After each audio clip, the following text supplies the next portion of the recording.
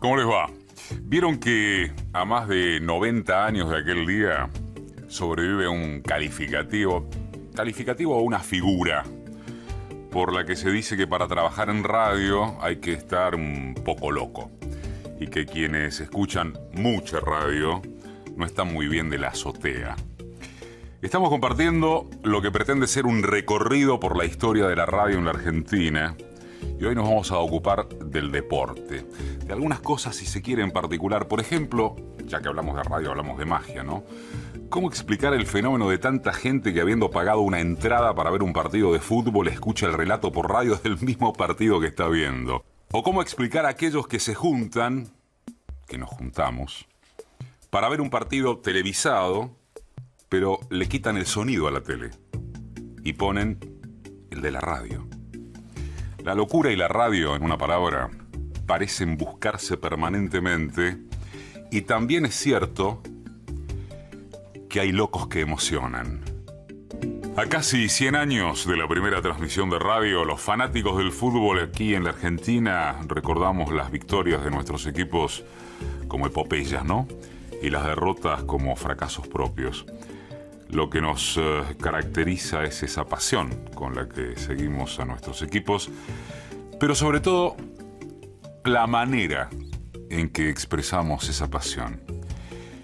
Y uno diría que frente a esto, la radio, y especialmente el relato de un encuentro deportivo por radio, es hoy por hoy un ingrediente indispensable, absolutamente imprescindible. Porque sin ese ingrediente, la experiencia parece incompleta. ¿Cómo les va?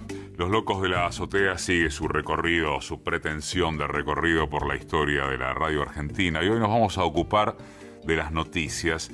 Y quiero comenzar con un hecho muy puntual, muy notable, porque vieron que la gente, no solo la gente como uno del mundillo de la radio, dice que la radio es mágica, que estimula la participación del oyente, que es una excelente compañía, pero lo fantástico es que a 90 años de haber empezado, se sigue diciendo, lo dijo la radio, o lo escuché en la radio. En estos 90 años, esa argamasa, ese tejido entre noticia y radio, es fenomenal. Si lo dijo la radio, debe ser cierto. Ni la aparición de la tele, ni la era digital, ni los nuevos soportes han logrado horadar la confianza en la radio a la hora de escuchar noticias. Pasaron más de 9 décadas y seguimos vibrando con cada, por ejemplo, último momento que dicen desde la radio. Con cada noticia que nos conmueve, que nos emociona. Yo diría más. Vivimos cada acontecimiento histórico esperando que la radio lo confirme. Es así. Porque quedó dicho en este recorrido, en este nuevo capítulo, estamos más seguros si lo dijo la radio. Quizás muchos de ustedes ya me lo escucharon, pero quiero insistir con esto. En la primavera democrática, al retorno de la dictadura, el fenómeno más importante socialmente, que de abajo hacia arriba se produjo en la Argentina, en la sociedad argentina, fueron las entonces llamadas radios truchas. Luego alternativas, baja potencia. La gente que se ponía la radio por su cuenta, viejo. Porque quería ser la voz de sí misma. Porque no estaba representada por aquellos grandes medios. Que claro, comparados con los grupos multimediáticos o megacorporativos de ahora, parecen una pestaña. Pero la gente se puso a la radio por su cuenta. Si estamos hablando de radio y oyentes, de ninguna manera podemos perder de vista la función social de la radio. No lo olvidemos, ni los que la hacemos, ni ustedes que nos escuchan. Lo que sigue para cerrar este capítulo de nuestro recorrido por los 90 años de la historia de la radio puede ser considerado como muy personal, de hecho lo es, pero yo también creo que es objetivo. Es que para imaginarse la radio, un programa de radio, una situación de radio, hay dos elementos, y ambos son recursos humanos, que jamás pueden faltar. Uno es el señor o señora que está ahí atrás del vidrio, el operador. Y el otro elemento son los oyentes. Y en particular en la radiofonía argentina. Ojalá que este capítulo de Los Locos de la Azotea haya servido para demostrarlo. Una pregunta, inmediatamente después del cómo les va en este recorrido por los 90 años de la radio. ¿Cómo nació la radio? Sí, ¿cómo nació? En el Coliseo. Bueno, ese sería el ¿dónde? En la terraza del Coliseo, en la azotea del Teatro Coliseo, en Buenos Aires. Comandados por Susini, los Locos de la Azotea, como nos llamamos nosotros. ¿Pero qué hicieron los Locos de la Azotea? Sí, llegaron a 4 o 10 cuadras a la redonda. ¿Con qué? Con música. La radio nació con música. La radio sigue viviendo en buena medida gracias a la música. ¿Y cómo siguió la radio? Si lo vemos en escala, ¿no? Con las grandes orquestas en vivo, que ojalá volvieran. ¿Y cómo siguió, visto también en escala? Con radios segmentadas solo hacia la música, y con especialistas, y con personalidades inolvidables, y algunas vigentes, que hoy van a estar aquí. Gente, 90 años de radio, Los Locos de la Azotea.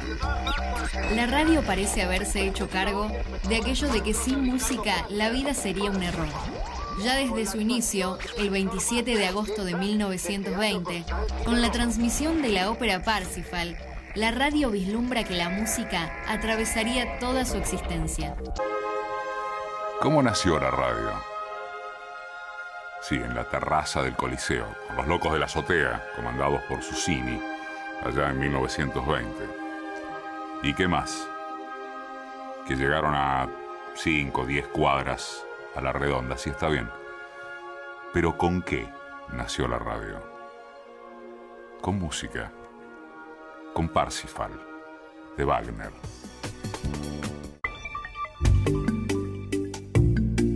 Hola, ¿cómo les va? Hoy le toca a la ficción en este recorrido de Los Locos de la Azotea por los ya más de 90 años de historia de la radio, no solo de la radio en Argentina. Cuenta la leyenda que cuando a Orson Welles le hablaban maravillas del cine, él le solía responder, pero en la radio la pantalla es mucho más grande. Eso del teatro de la mente, ¿no? A mí me gusta mucho una frase de Doctorow que decía algo así como que si su amigo Francis Ford Coppola quería grabar una escena de lluvia, tenía que gastarse centenares de miles o hasta millones de dólares. En cambio, en la radio basta, por ejemplo, con que alguien diga bien la palabra lluvia. Decirla o tomar un celofán y... Despacito, porque eso ya es sartén, ya es aceite en la sartén. La cosa es que en sus más de 90 años, la ficción en la radio argentina ha dado, y sigue dando, muestras de una enorme capacidad de fascinar y de deslumbrar. Y muchos, pero muchos, de los mejores momentos de la radiofonía argentina han pasado por la ficción. ¿Cómo les va? Estaba pensando en un hecho notable o curioso, si ustedes quieren. Cuando uno habla hoy de FM en la Argentina, de frecuencia modulada, es como si hablara del café, del mate, del fútbol, del asado. Es decir, de algo que forma parte de un paisaje habitualísimo de nuestra vida cotidiana, de la de millones de argentinos por lo menos. Pero fíjense, de un poquito más que 9 décadas que lleva la radio en Argentina, solo un tercio, algo más de 3 décadas y media, lo ocupa la FM. Lo que pasó con el desarrollo de la FM es que se permitió el acceso al micrófono de muchos actores sociales. Es decir, la cantidad de espacios disponibles creció. La radio pudo ser canal de expresión para gente que siempre quiso y nunca había podido hacer oír su propia voz. Y entonces, cuando hablamos de frecuencia modulada en la Argentina, hablamos de aquello que le dio cobijo a, miren la secuencia, radios piratas, truchas, alternativas, de baja potencia, comunitarias, hasta terminar en ilegales, pero legítimas, hasta que la propia ley de la democracia las tiene que contemplar.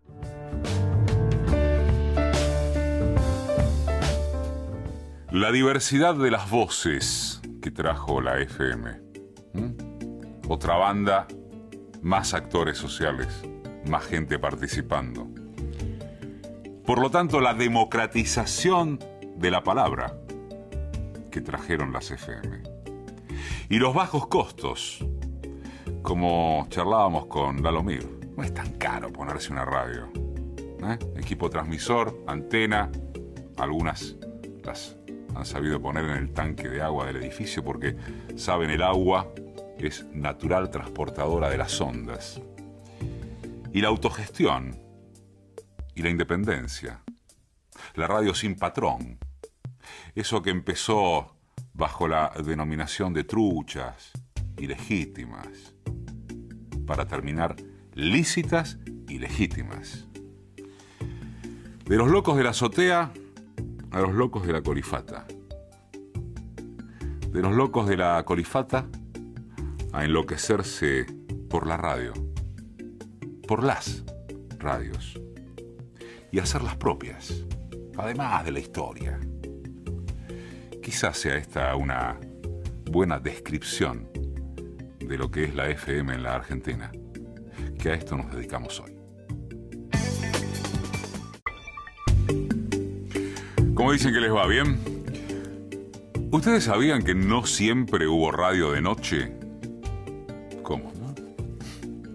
Durante más de 40 años, desde que nació la radio, no hubo radio de noche.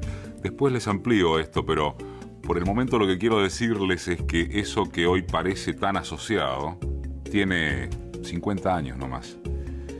Y suena raro porque uno tiene la tentación de decir, después lo hablamos con el invitado, ¿no? Que es en la noche cuando la radio es más generosa compañera que nunca, ¿no? Cuando los ruidos se acallan, cuando el silencio parece impregnarlo todo, cuando viene el embole, la angustia, el insomnio, está el aparatito y su parlante haciéndonos sentir que no estamos tan solos, que quizás todo no sea tanto un embole, una angustia. Así que hoy el capítulo de Los Locos de la Azotea, en su recorrido por los más de 90 años de la historia de la radio en Argentina, es sobre la noche. Porque desde que la radio está a la noche, la radio está siempre.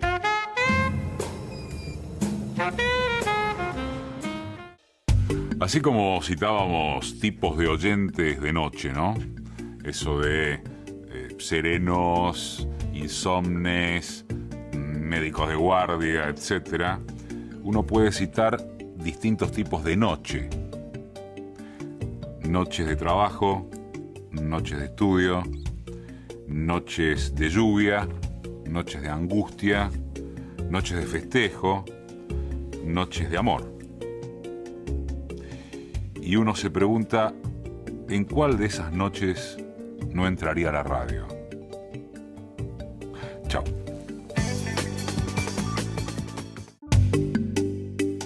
¿Hay forma de que a las palabras en la radio no se las lleve el viento? ¿Hay forma de que las palabras permanezcan en nuestra sensibilidad aunque no tengamos la chance de releerlas porque somos nosotros y el aparato de radio y lo que sale de ese aparato y nada más. Uno es repetitivo en esto, pero ¿se han puesto a pensar que la radio es el único medio en el que solamente interviene el sentido del oído? ¿Lo pensaron? No hay tacto, no hay vista, no hay gusto, no hay olores. O en todo caso hay todo eso, pero nada más que en nuestra cabeza. Nada más que lo que nuestra mente quiere registrar, conmover, ratonear de aquello que sale del aparato de radio. Del aparato de radio salen esencialmente músicas y palabras. Bueno, Los Locos de la Azotea se va a dedicar hoy a lo segundo. A cómo hace la gente que se dedica a que las palabras sean penetrantes en el medio. El único medio, la radio, en que a las palabras se las lleva el viento. No sé si la frase es de él, pero él seguro que la usaba. Yupanqui decía: lo que vamos a decir tiene que ser lo suficientemente importante como para que justifique romper el silencio. Los Locos de la Azotea, las palabras y la radio. Los hechos son sagrados. Las opiniones son libres. Esta frase suele figurar en el podio del refranero periodístico y es por lo menos tan antigua como el diario londinense The Times, a cuya prosapia se adjudica la autoría. A primer golpe de oído es una frase impactante, certera, pero cabe temer que apenas empiece a raspársele la cáscara, empiecen los problemas. Los hechos son sagrados, está bien, pero ¿quiénes y cómo determinan cuáles son los hechos en cuanto a la prevalencia que les damos al momento de informar y de opinar?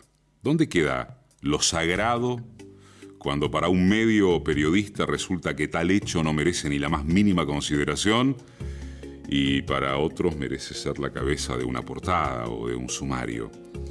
Si acaso nos pusiéramos de acuerdo en que eso no obstruye que los hechos sean los hechos y que después cada quien los usa como mejor les parezca, igual querría decir que los hechos son manipulables. Y entonces, ¿dónde queda la dichosa objetividad? Me quedé enganchado con ese disparador que tiró María recién. ¿Cuánto te puede durar en la radio tapar un hecho? Porque no es lo mismo que la gráfica, los diarios y la tele, que actúan de una manera mucho menos segmentada, mucho más corporativa. En la radio uno viene de un programa o pasa a un programa que opina justo en la vereda de enfrente de lo que opina uno. O se cambia de radio y el hecho está. ¿Cuánto puede durar en la radio tapar un hecho? Al comienzo del programa decíamos que, siendo que el capítulo es Radio Periodismo Opinión, sería muy difícil encontrar respuestas. Libertad de prensa, libertad de empresa, cuánto te autocensurás por el anunciante que tenés. Pero también decíamos, lo que les proponemos es acertar con las preguntas. Me da la sensación de que los Locos de la Azotea hoy acertaron con algunas de ellas. Históricamente, por más que no haya escapado ni querido escapar de tendencias universales y nacionales, la radio fue el vehículo por excelencia en la afirmación de las culturas locales, regionales, étnicas, comunitarias, de colectividades. ¿Sigue siendo así? En medio, más que nunca en medio, de patrones globalizados y capaces de imponer masivamente desde gustos musicales hasta modismos de lenguaje. queda todavía un lugar para que cada lugar encuentre estimulado su sentido de pertenencia? ¿Cómo está la radio con sus tantos espacios de toda la vida? Porque es el medio más barato, el más sentimental, el más accesible, en definitiva. Esos espacios, digo, dedicados a que tanta gente sienta que ahí, acá, en la radio, está su música, sus costumbres, sus inquietudes, de grupo o de comunidad. Escuchen este capítulo de Los Locos de la Azotea. Tal vez haya lugar para las sorpresas.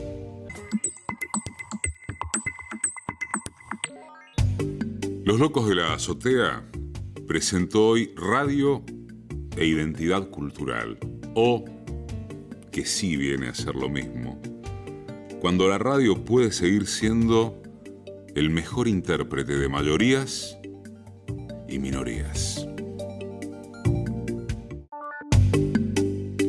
Se conoce que los inicios de la radio tienen que ver con una imagen ya mítica, ¿no?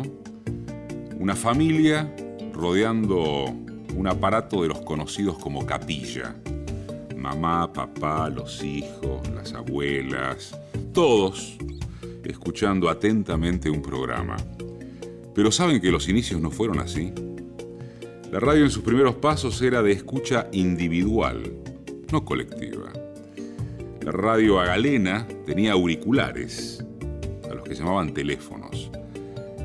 Es recién en 1924 cuando aparecen los parlantes, que en sus comienzos eran enormes y poco a poco se fueron achicando hasta tener un tamaño que les permitía estar integrados en el mismo receptor. En ese momento, la escucha colectiva se puede realizar en bares, en oficinas, en negocios y por supuesto en los hogares. Tan así era, que los avisos en los diarios y las revistas hablan ahora, entonces, de la radio como goce para toda la familia.